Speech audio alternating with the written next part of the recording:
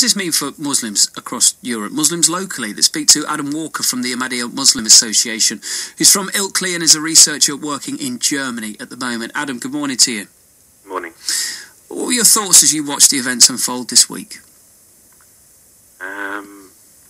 Obviously, they were, I think, the shared thoughts that we all had, just very shocked at what was going on, trying to make sense of it, and then as it unfolded and it became apparent what did happen, just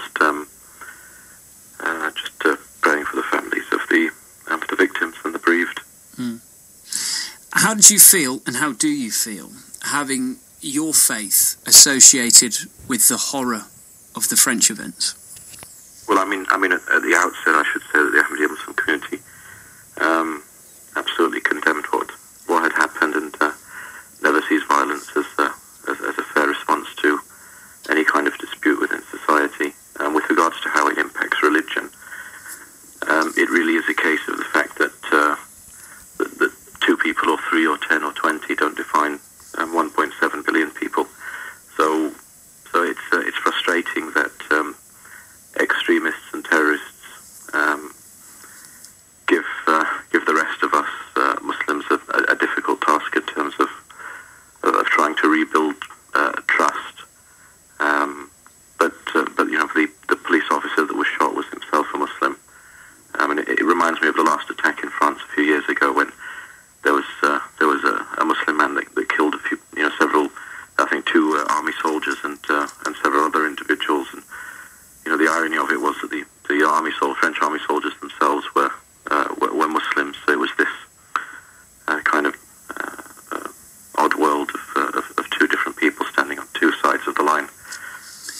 We saw, I think it was yesterday, the brother of the murdered police officer, Ahmed Merabat, who was saying these are not Muslims, and these are not people who can take our faith and hijack it in such a way. Please don't think of these people as Muslims. And obviously that is a sentiment which you're keen to get across. It's a sentiment which every Muslim is keen to get across, but it must be draining to have to do that when people associate what has happened in France with your faith, because these people are stealing your faith and twisting it and contorting it for their own needs. Yeah, no, absolutely. On the one hand, we're very keen not to be apologetic whatsoever. We realise that there is a clear issue with extremism, with terrorism, with the radicalisation of young people, but at the same time, it's not representative. So the fact that there's an issue and that we need to deal with that doesn't itself mean that this is something which is inherent within Muslims or within us. We ourselves in the Ahmadiyya Muslim community spend a lot of time trying to really get out into society and do what we can to help through raising money and charitable works, and it kind of pales into consideration when placed with what thousands of Muslims, for example, collecting money for charities compared to what these just 2 people have done. But the reality is that as you mentioned, it's from our perspective, it's really not representative of who we are or Islam, and it's certainly not representative of the teachings of the Prophet Muhammad in the sense that many people throughout his life were known to have insulted him in very violent terms, sometimes aggressively, and his reaction was never to harm them or to even lift a finger. So the sort of the Quran that these people are taking and the Prophet that they're taking as an example didn't advocate or carry out anything that these people are doing. So their ideology is an extremist ideology, and it's an ideology that seeks to harm others, whereas our ideology is to try and help people as much as we can. That's certainly what we try to do across Yorkshire, and have done for decades. Sadly, though, Adam, we've seen those that can't separate the 2. We've heard this morning that a German newspaper in Hamburg has been attacked, although they did reprint the Mohammed cartoons that Charlie Hebdo printed. But we've seen the attack on a mosque in France. We've seen the attack on takeaways too. Do you worry about the rise in those so-called retributional attacks? Yeah, I do. There's an absolute concern on many different levels. For example, on the one level with the extremists themselves, considering the cartoons offensive, finding them disgusting, and not wanting them to exist is a right that they all have to feel. But that's completely distinct to then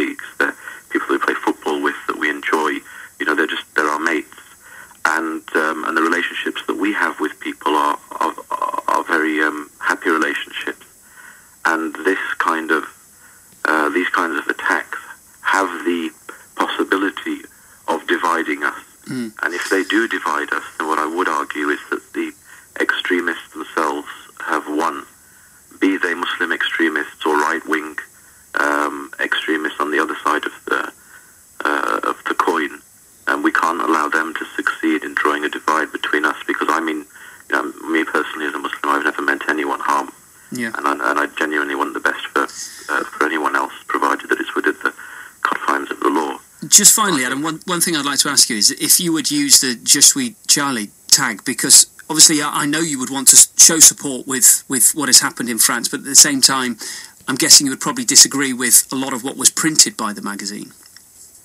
I mean, yes, I naturally disagree with the cartoons themselves, and I personally wouldn't use the Je suis Charlie tag itself, but my religion would demand of me, ethically, morally, that I should absolutely support with my sort of every fibre that people should not be harmed in any kind of way. So I would 100% support the notion and the movement that says that the rights that peace is an overriding right, and people have a right to peace, even if they do things which other people find offensive, and that we should try and sort these things out in a more ethical and moral way.